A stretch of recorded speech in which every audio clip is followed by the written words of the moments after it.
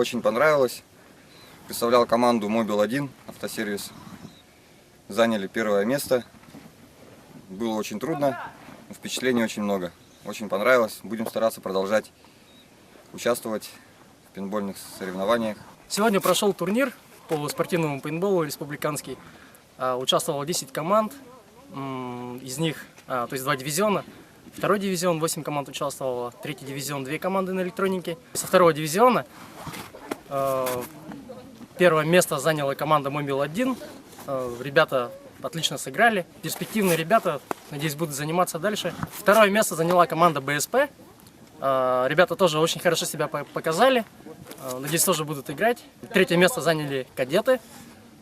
Ну, кадеты, они тоже сильные ребята, им просто, наверное, не повезло. Ну, в принципе, хорошо тоже играли.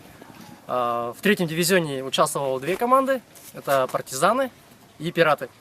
В общем, в ходе игры оказалось, самая сильнейшая команда — это партизаны.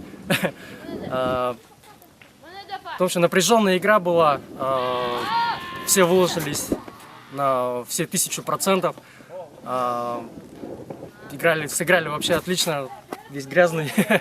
Мы бы хотели поздравить нашего друга Максима с рождением дочки и преподнести ему подарок.